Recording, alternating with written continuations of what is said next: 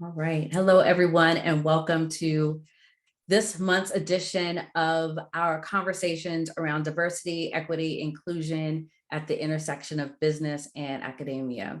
My name is Sasha Thompson, and I am your host this evening. This is going to be a wonderful conversation, and this is one that is sponsored by the PhD project and the Equity Equation. And so as we were preparing for this, we realized that the pandemic was starting to slow down and conversations were happening that organizations were inviting people to come back to work. But the invitation was open, but not so many people were eager to get back into the office. And so this conversation tonight is really talking about that and the impacts on diversity, equity, and inclusion.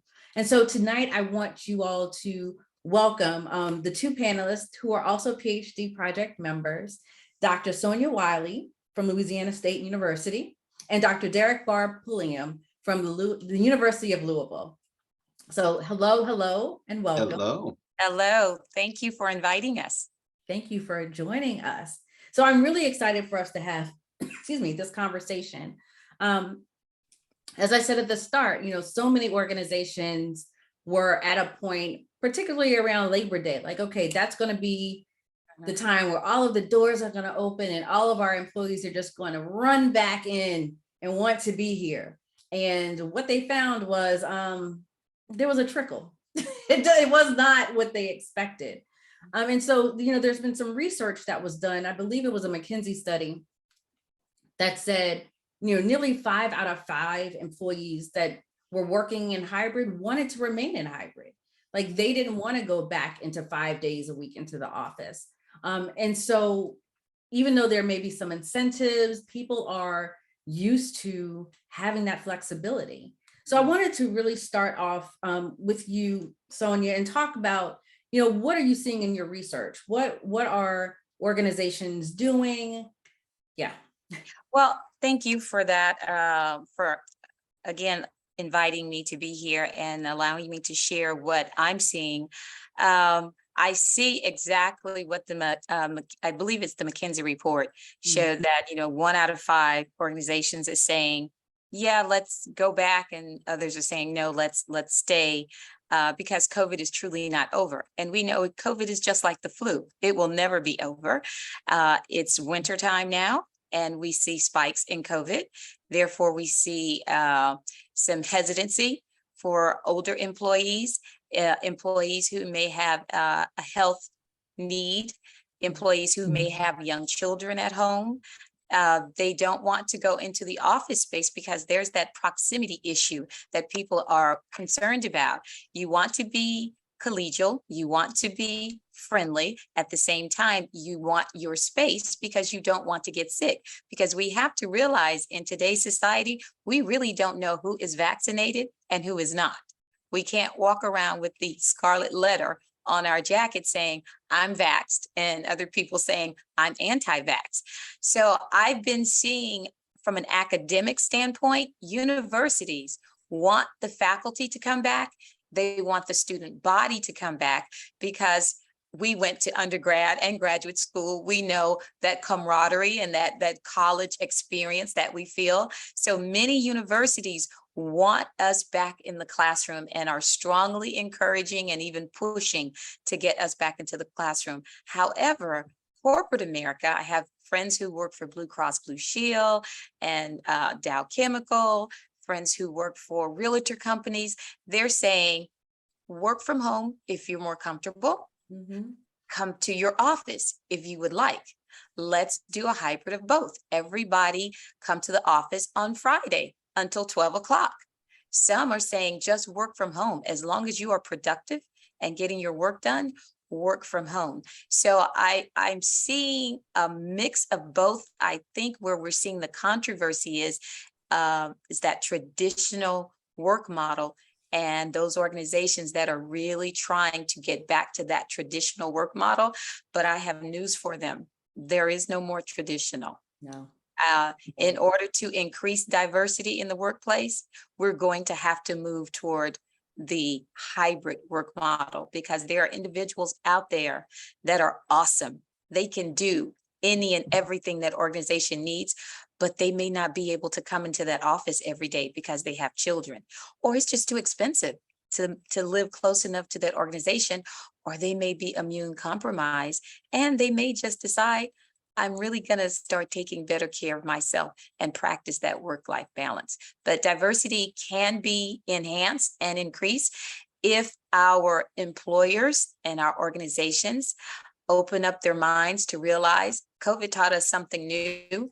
We can do this thing virtually, almost everything.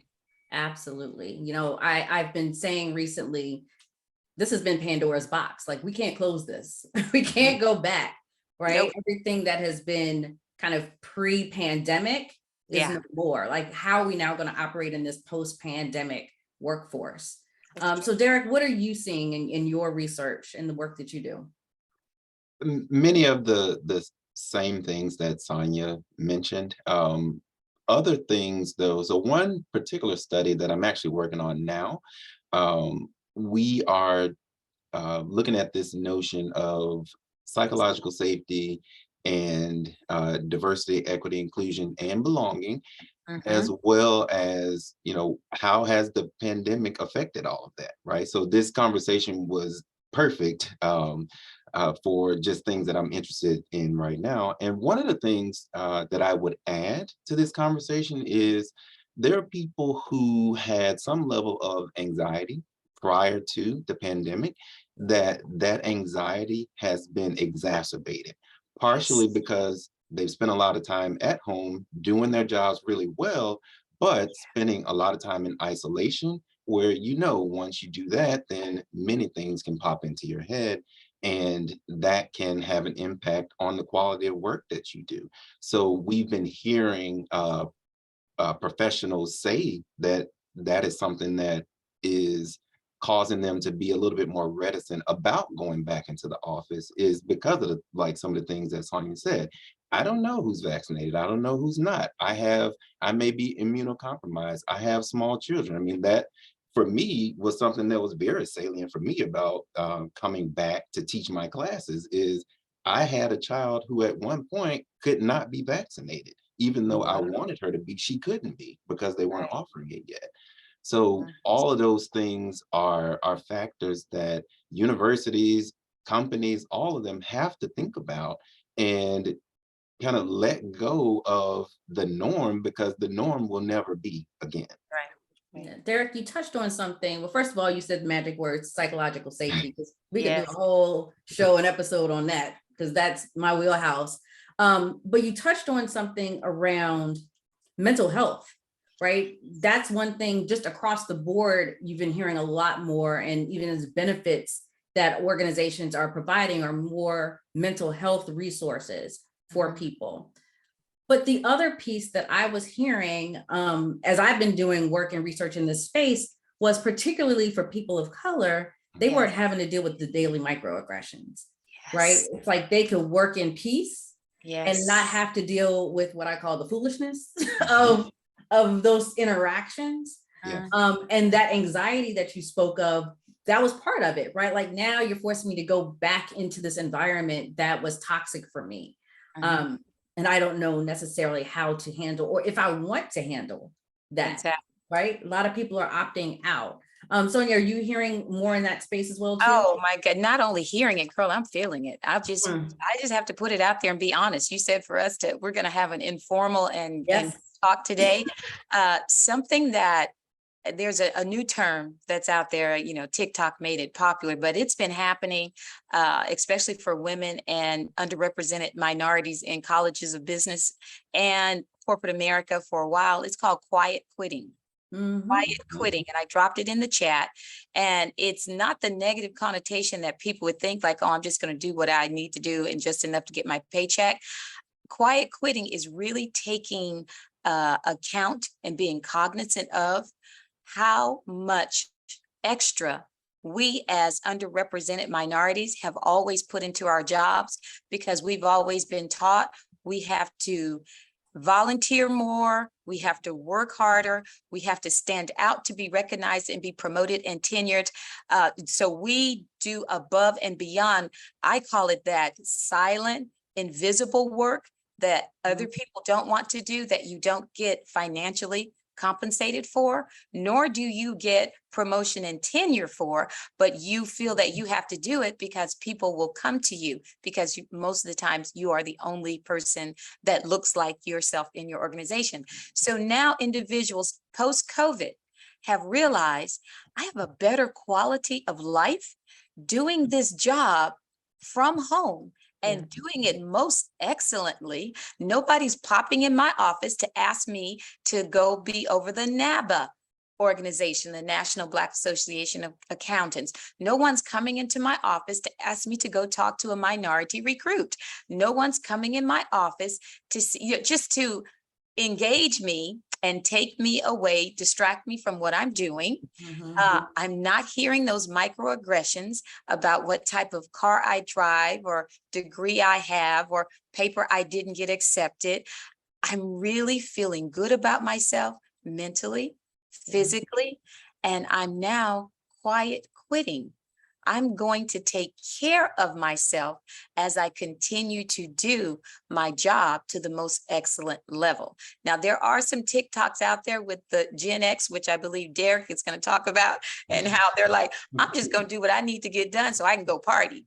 But Right. that's not us. We're still wanting to be excellent. We're still wanting to give our organizations the best of us, but we're also realizing since COVID, the blessing of COVID, that we have blurred the lines of home and Mhm. work, and we now know how to balance and have good physical, spiritual, and mental health. Absolutely. And that was a perfect transition because I was just going to say, Derek, this is the first time actually that there are 4 generations in the workplace.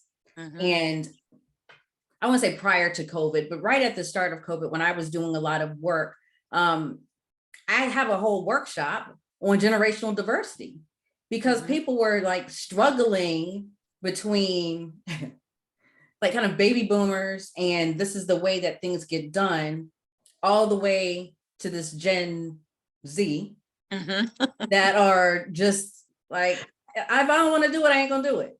That's it. Mhm. Yeah. That's- Right. I And have I will go two somewhere else. Right. Gen Uh-oh, Sonia, Z. we're losing you. Say that again. Yes. I said I have two Gen Zs in college right now. Right. It's like, I'm not feeling this. I'm Yeah. out. Right. Which Yeah. I think other generations, especially based on what you just said, Sonia, are picking up like, oh, I don't have to deal with this either. So, Derek, talk to us a little bit about, the research Mhm. you've been doing in this space, Yeah. because that generational piece is huge. Yeah, so one study in particular, a colleague of mine, Kimberly Walker, who I think you know, at Virginia Tech, the two of us are looking at auditors and accounting firms. And we picked the accounting firms because it's one of those settings where you can actually observe all of those generations in one organization. And we have just started the study, but at least from the interviews that we've done so far with auditors, from interns all the way up to partner, we've learned some interesting things about that dynamic of working together.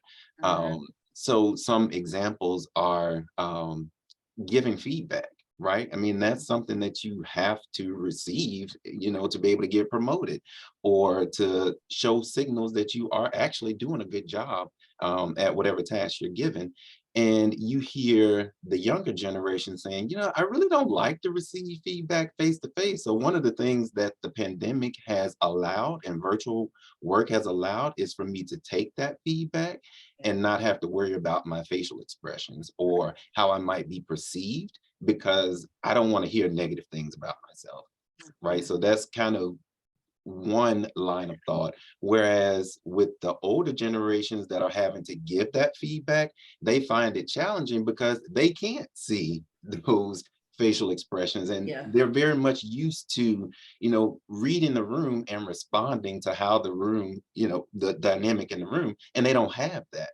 So Mhm. they are both kind of thinking about it from different perspectives and having a different experience, and we don't really know how effective that has actually been, right? So that's kind of one thing that we've been hearing.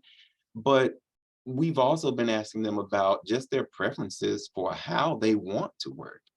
We kind of talked about it a little bit, and something that's a little different that we didn't really expect to hear is just thinking about personalities, right? So by nature, I am an introvert, right? So if I'm out and I'm speaking, you can guarantee that at some point I'm going to be missing because I need to go recharge the battery, right?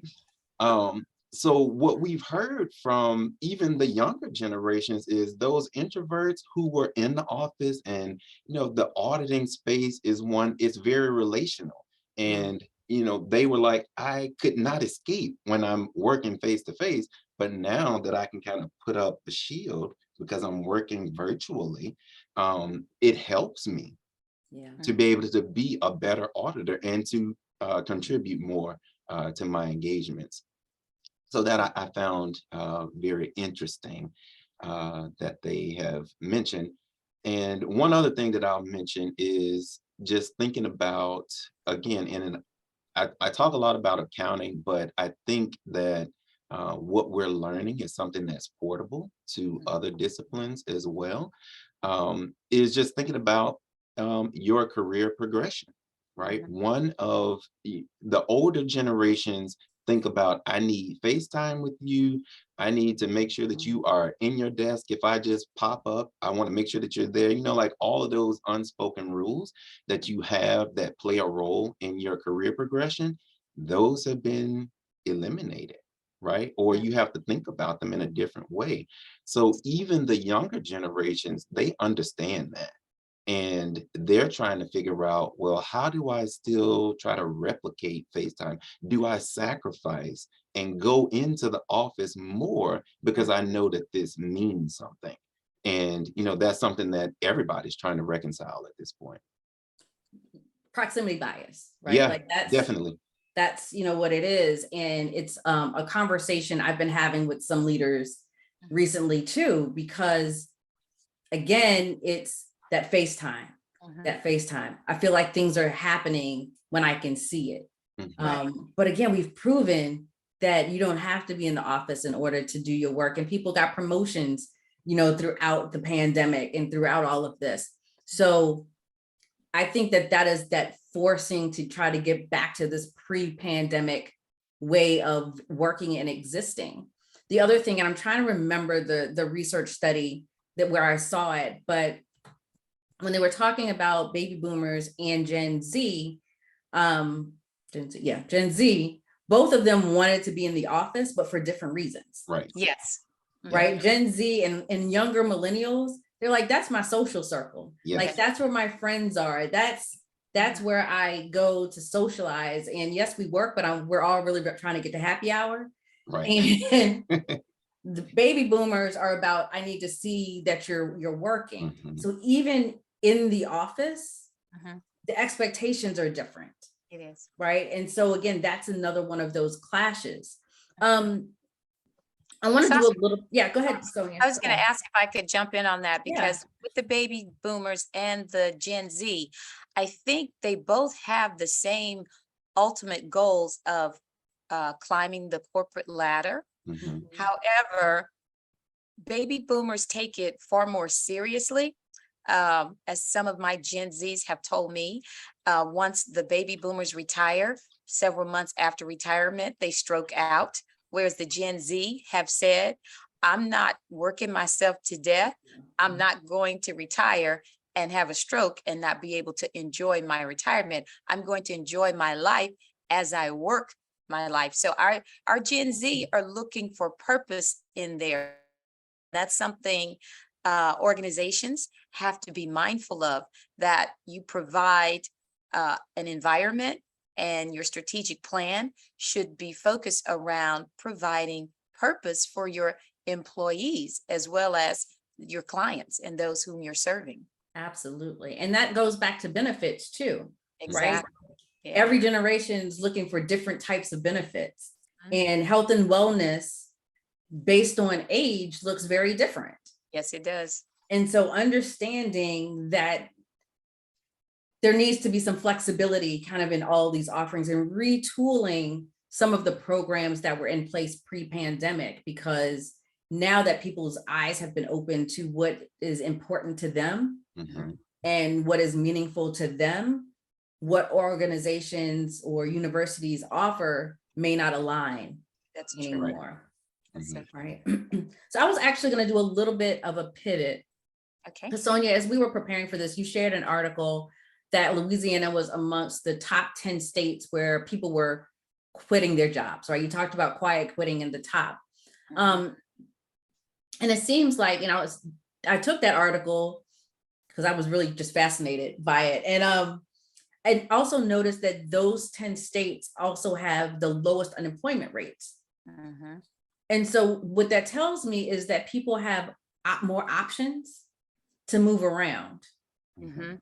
Mhm. right? So what was your take on that article?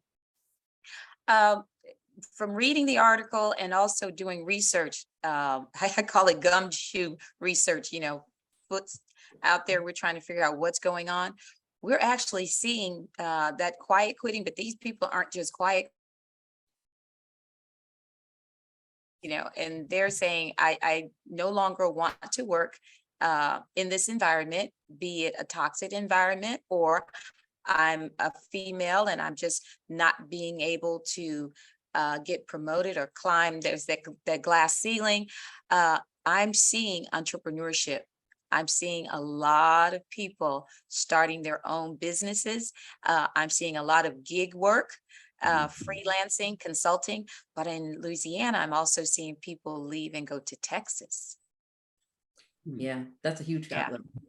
We talk Yeah. about that all the time here. But I think it's important too, right? Because when you think about that, again, that's about opportunity. Mhm. That's about, and I know parts of Texas, especially Austin, there are a lot more tech jobs in Yes. there, which brings in higher income, Yes. what has more flexibility, right? So you're seeing all of these benefits. Mhm. But the other piece that I kind of pull from that, and it goes back to something you said, Derek, was around oftentimes when people are leaving these jobs, and so you touched on it, is because the current one isn't meeting their basic needs, Yes. Mhm. right? And psychological safety is one of those basic needs. I Mhm. need to feel that this is a place where I feel safe, I feel valued, seen, heard, and connected. Correct. And if I don't have any one of those pieces, then maybe this isn't the place for me. Mhm. So Derek, I wanted you to kind of weigh in on kind of that psychological safety piece that you're seeing and how that's playing into this. Yeah, I think the major thing associated with just kind of this notion of psychological safety, or just how people are thinking about their work, is companies are struggling, right? Because they have to respond. And what we're seeing with the pandemic sort of exacerbated a problem that already existed. And that part of one of those many problems is people don't stay at jobs for their entire career, right? Like that doesn't exist anymore. I mean, that, Right. like I said, that was something that happened pre-pandemic, but companies still haven't really figured out a way to make it worth people's while they were there, right? Mhm. Yeah. And understanding that it may be that I only have a person for 2 to 3 years, maybe 1 year, and then they move on to some other opportunity. And Mhm. that is what I think companies, and we hear this kind of reflected in comments from participants in our research that say, hey, I'm here because this company does X, or at least they said they do this. Mhm. If I get here and I realize they don't, I'll go somewhere I'm else out. and try to Right. figure out if that place, and to your point about there being opportunities, there are opportunities, and everyone has a we're hiring sign up right now. Mhm. So, it's if we put it in real estate terms, it is totally a buyer's market right now. Yes, Absolutely. it is.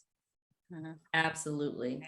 It And is. part of that too, in the work that I do around psychological safety, one of the key elements that I find that is missing is the training of people managers, Mhm. right? Because we're now also not in this mindset of people are cogs in a wheel. Right now, we're talking about wellness. Now we're talking about psychological safety and mental health. Now we're talking about all of these other needs, and people managers aren't necessarily trained to do that. That's true. And so now you're starting to figure out, oh, okay, now let's talk about emotional intelligence. Now let's talk about all of these people management skills that you have put people in management roles without necessarily having those skills. And so it's almost this backpedaling of this is the work that we need to do in this space in order to have people stay longer than a year or two. Well, and I think to your point, one other way to kind of think about that is a lot of times you have in organizations people that are stars, right?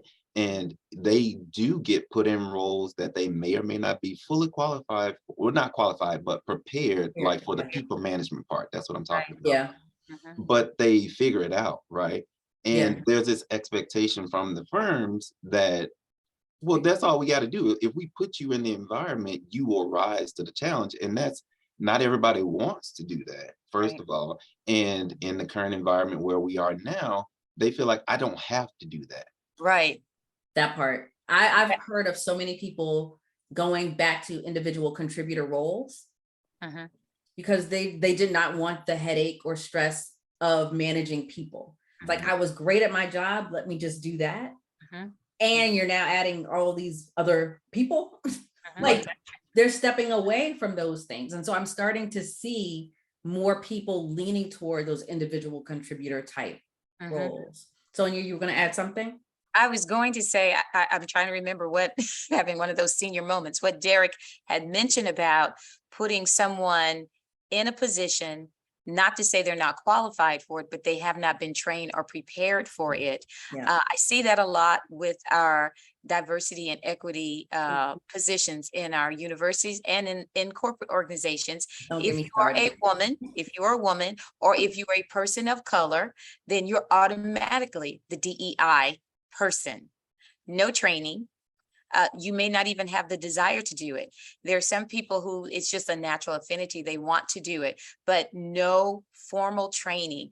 And many people don't even realize what diversity, equity, inclusion, belonging means. Mhm. And they just think, okay, if we interview so many people of color, but we still hire the person that looks like everybody else, then we're good. If we bring in one person of color or one gender different from everyone else's, then we're good. No one talks about all of the I call it psychographics, like when we do Mhm. research studies, we look at the demographics, but also the psychographics, which is a lot of the things that you're talking about, Sasha, our personalities, our aspirations, our desires, everything. No one talks about that. And organizations are just not prepared. We're actually ill prepared for this evolution. As they say, the pandemic has been televised. It has been televised. Yeah. And now the way we will be working and living is now evolved and revolutionized, not in a negative way, but people feel empowered today. That is one of the reasons Louisiana's unemployment rate is low, but people are quitting their jobs. They're retiring early. Or they're working from home, they're consulting, they're working in another country, but doing it from their living room, or they're deciding, I'm just going to leave Louisiana because it's hot, it's muggy, we have hurricanes, let's go to another state. People feel empowered now, and it's about time. It's about time. And we still need to, in this space, in this DEI space, we really need to crystallize, clarify, and teach people how to be DEIB representatives and to be effective in their position. And it shouldn't be just one person's position. It should permeate throughout the entire organization. That is a whole other conversation. It Because I is. always talk about, DEIB should be part of the organization's DNA. It Yeah, should. It should. absolutely. Yes, It lives in every single part of the organization. it should be from the cellular level. It should, Yeah. absolutely. So we do have a question that came in, and anyone that is in the audience, please feel free to submit questions, and we'll try to get them in as we continue on. But this question is, in a virtual environment, how does one have access to social networks to help them obtain challenging assignments or advance within the firm? It is still who you know, even in the virtual environment. Yeah, I'll start on that because that's something that also has come up in our interviews with professionals. They, networking is the same, but it's different, right? Is essentially what they say. You're right, it is who you know. And one thing that is a little bit challenging for professionals right now, at least the one that we've talked to, is that you have to be a bit more intentional about reaching out and identifying who it is that could be part of my network. But one of the things that is maybe a little bit easier to do is expand what that network looks like, right? Right. Because it's a lot easier to ping someone on Teams or, send an email or, jump on a Zoom call than it is to find where the office is, get the courage to walk down to the office and then figure out what you want to say when you get there, right? So you can kind of create this network for yourself and try to make sure that you are reaching above and below to make sure that you have all of the things that you need. And that's how at least some of our interviewees, how they've responded. But I will say that some of them started their jobs pre-pandemic, even though they're pretty young, like at the manager level and above, they're pretty young per se in their jobs, but they were there pre-pandemic, so they have an idea of what networking looked like before.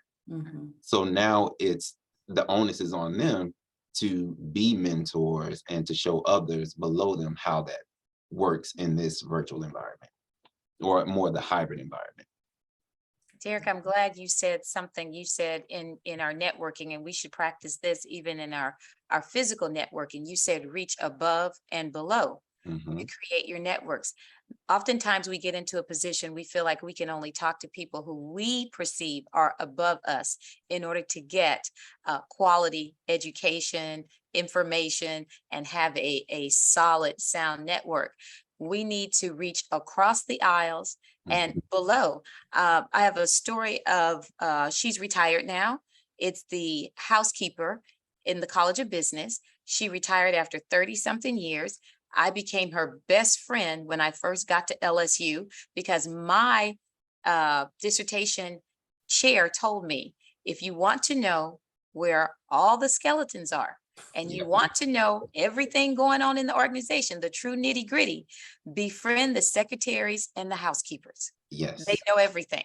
Be nice to them, bring them, cards for Christmas baskets, Thanksgiving gifts, find out when their birthdays are and their kids. And I did that. And I don't mind saying her name, Miss Bessie. Miss Bessie was a housekeeper at LSU, and I became her friend.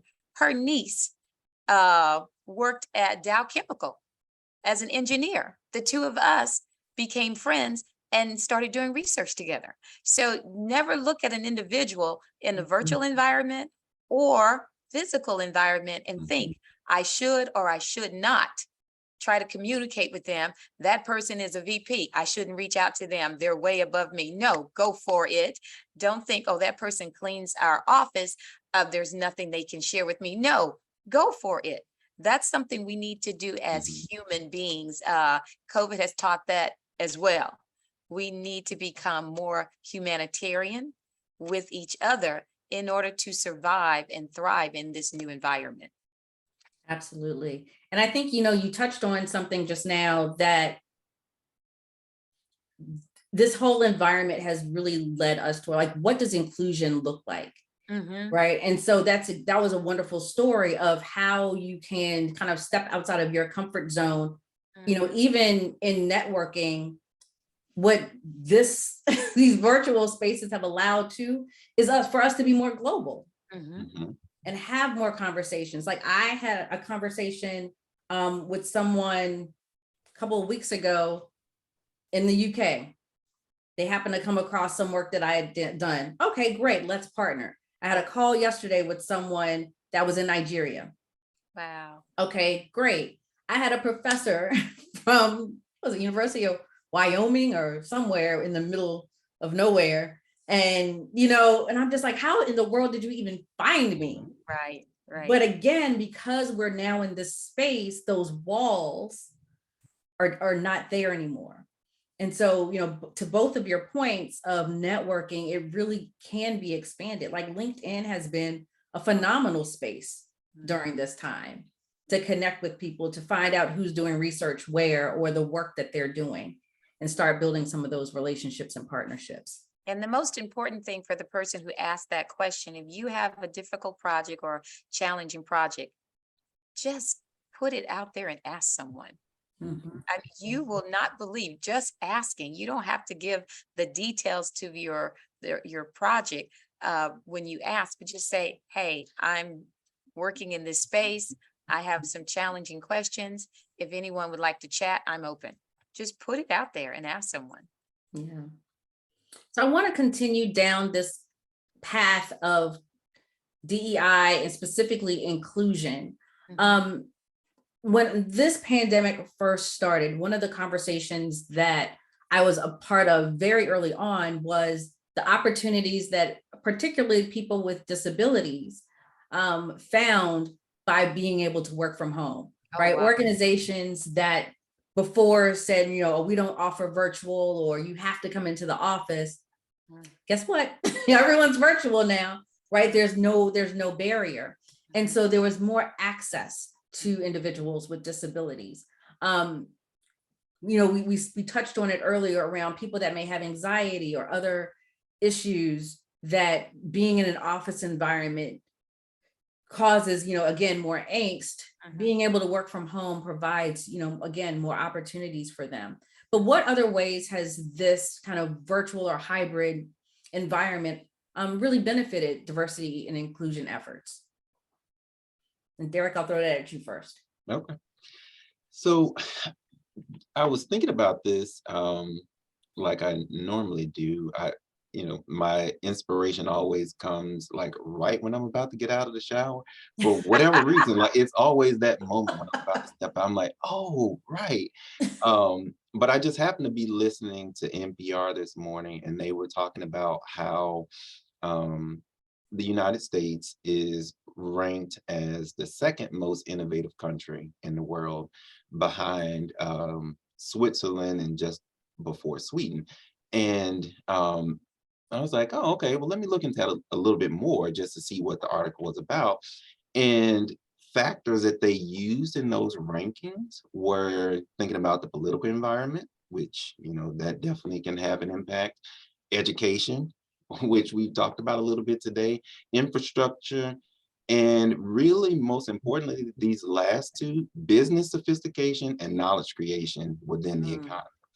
And all of that got me to thinking, okay, if the US is really that innovative, which basically means that these companies are doing all these amazing things, then why is there such a disconnect between you being innovative in beating your competitor to market on a product, right? Or let's just even put it in the context where we're in. So you being the first one to develop your vaccines, right? For COVID, right? You want to be the first one.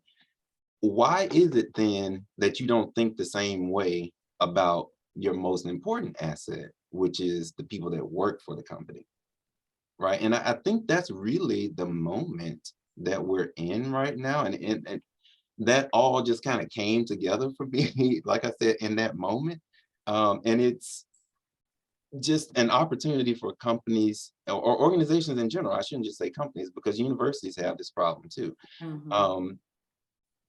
Thinking about knowledge being transferable, right? So again, I can be innovative in this way. Why am I not innovative in this other way? And it's because it's hard, right? I mean, that's what it essentially comes down to, is hard. But just like I tell my 7-year-old, you can do hard things, right? And usually after you've done that hard thing, you feel a lot better about it anyway.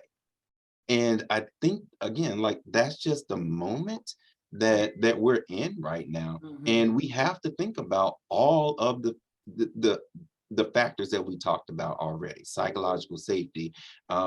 You got to think about people having families and being able to commute to work, or now I don't have to commute, or I don't have to pay for babysitters. Like, all of these things are important to your most important assets. And if you deny them, Mhm, going back to our earlier conversation, they Basic. will leave and go somewhere else. mhm. Yeah, They will. absolutely. As you were talking, part of the work that I do is like the 4 stages of psychological safety by Dr. Tim Clark. And the 4th stage is challenging the status quo.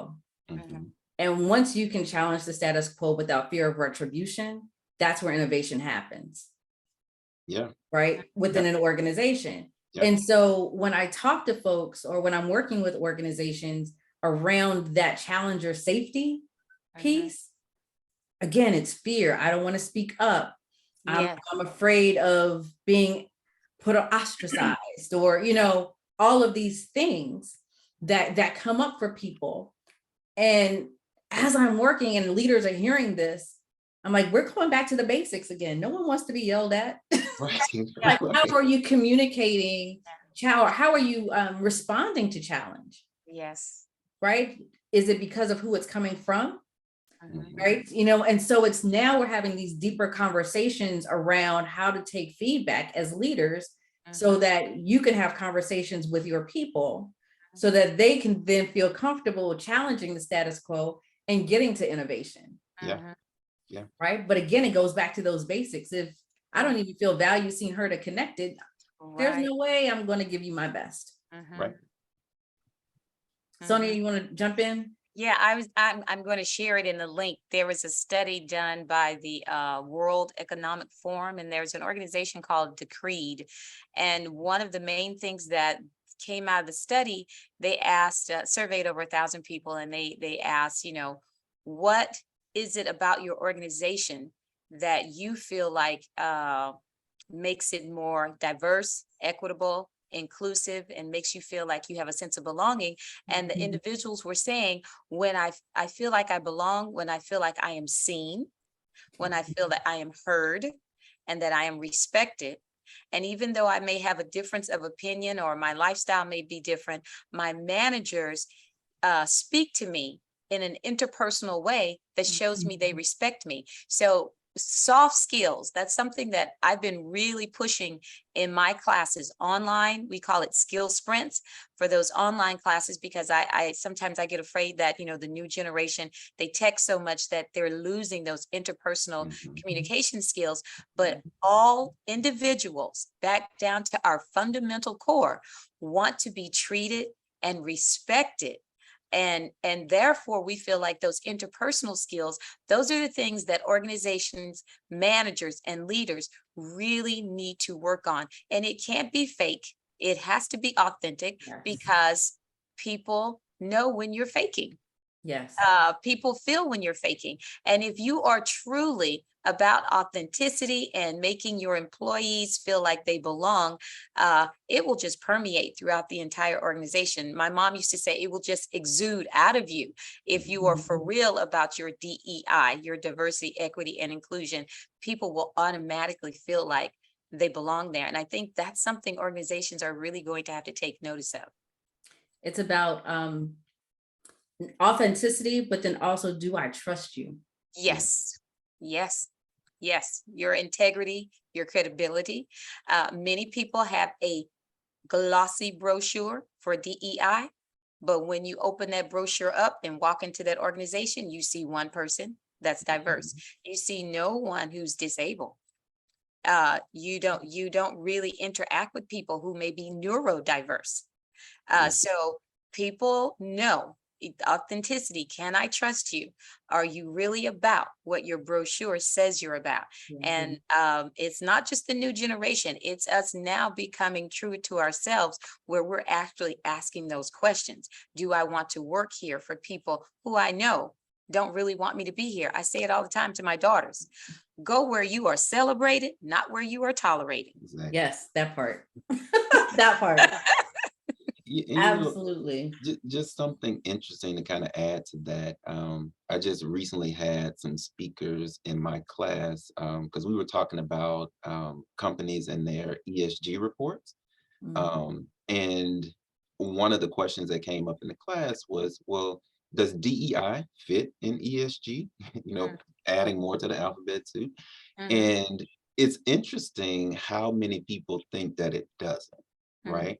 I don't. Because to the point that that we kind of raised earlier about if it's actually in your DNA, then everything that you do and you say, it will be reflected there. So one kind of something that a trend that I've kind of seen with these ESG reports is, are they included with everything else you put in your annual report, right? Do you bury it in there, or mhm, is it a separate report that mhm. stands out on its own? Mm. Because that is a very slight but powerful signal that I actually do care about this, and I want you to pay attention to it. So Yes. I'm going to isolate it. Mhm. And that, I think, to Sonia's point about, are you giving me a beautiful brochure, or do you actually mean what's in it, Right, right. right? And even in that example, that could be performative in a way as well, but it's intentional, right? So you expect a response because you've done something different than everybody else is doing. Now you can challenge that response. Mhm, Absolutely. I exactly. call it the proverbial Wizard of Oz. Like you're Yeah. promised this, great place with the yellow brick road and this beautiful emerald city, and then you get there and it's just a little man on a bike. Mhm, Yeah. mhm. Yeah. Right? Like that's what a lot of these DEI efforts It's are. true. Yeah, it's just a brochure. Yeah. It's just a It's it's a just, picture. And if we can be honest, each of us have probably been on that brochure or that Yes. one picture. We just need to, be real about it. oh yeah, But very Hmm. much so. what are we really doing? Hmm. Yeah. And so one of the things that I want to ask you all, because now we've brought up quite a bit, right? So what can organizations do, or what can universities do? Because, and I'm putting them together because Mhm, the more and more I do this work, the more I'm seeing a lot of just the same issues. mhm, Hmm. What can they do at this stage, right? We hear about the future of work. And so what does the future of work look like when we talk about kind of hybrid and diversity and inclusion? What does that look like? mhm. So you're asking us to give you like prescriptions for the organization. What can they do to either move toward the hybrid or to try to bring it back to what used to be traditional? I'm thinking probably more bring it back to hybrid, right? That's Okay. going to be the new Yeah. reality. So I think what I would suggest is for leaders of organizations to just become accepting of the reality as it is today. Mhm. Once upon a time, there was no iPhone. Once upon a time, there was no color television. Once upon a time, there were no airplanes flying in the sky. So if we can look at what is happening and how fast paced that life is evolving and changing, then I suggest that leaders and future leaders, I teach the future leaders in my classes at LSU. I tell them all the time, to understand basic business principles and theories is awesome, but you need to also be a lifelong learner. And I have them doing daily journal articles where they're listening to everything going on in the world around them so that they can critically think and pivot. As we just say, leaders are going to have to accept and adapt to the society and the environment that we are now living in and moving toward. And one of the things that I would suggest any organization would do is to hire someone like you to come in. That And worked. seriously, come in and do a study, a real study where you're talking to the leaders, the managers, but you're also talking to the employers, the employees, the students, and you're asking them, what do they want? Because we talk about DEI, diversity is just having people of different thoughts, different colors, different religion, different sizes, different heights, different hairstyles. That's diversity. Inclusion. You've been invited to the dance. Oh, I'm included to come to the dance. I'm different and I was included to come to the dance. Equity. You were invited to organize the dance, to pick the DJ, to help decide what food would be served, and to really be a participative part of the whole thing. That's diversity, equity, inclusion. Now, belonging. Are you making sure that you've asked the people that are participating in the dance what they want to hear, what kind of music they want to dance to? If they have a special need, a special issue, so when they walk through the door, they automatically feel like they belong. So I don't think that our leaders in our organizations really understand how Deep Space Nine our lives are about to become in the next 20 years, but they need to hire individuals like you to come and help them, guide them, give them not a roadmap, I'm calling it a space map, because we're moving fast, warp speed toward a melting pot of people's ideas and thoughts and ideologies and philosophies. And it is a beautiful thing. It is absolutely wonderful. And we can be productive. I believe people need to be open-minded. I love it. And what I'm hearing is organizations need to be proactive versus reactive. Very much proactive. Very much proactive. Yeah. Put a plan in place and be able to change your mind with that plan. Pivot. Yeah. Yeah. Derek, your thoughts?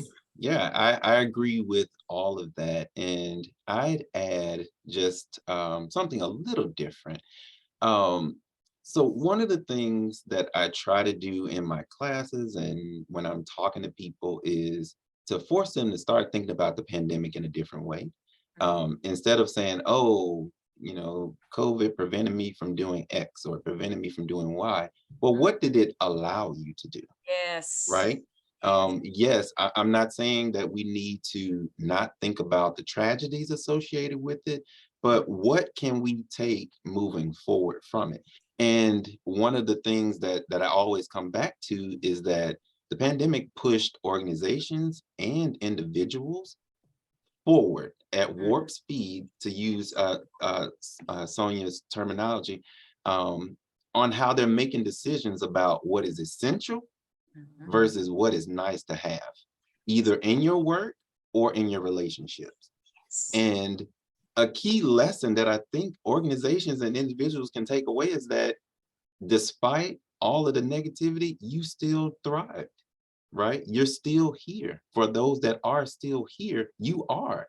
So what I would encourage both individuals and organizations to think about is, how can you prioritize your DEIB strategies to make in a real way, so you can close that gap between your rhetoric and your actions, which we've talked about that before, because you want that gap to be as small as possible. And when that gap is really small, then those are going to be the organizations and the individuals that will be the change makers that will emerge better from all of this. Absolutely. Like I like to call that, how do you get from awareness to action? Yes. Right. It's that we know. Now what are you going to do about it? Yeah. And that's that closing the gap. So, it's interesting because I wrote some notes prior to us having this conversation of like, these are some things that we could think about. And we hit every single one of them. Like, this conversation has been amazing.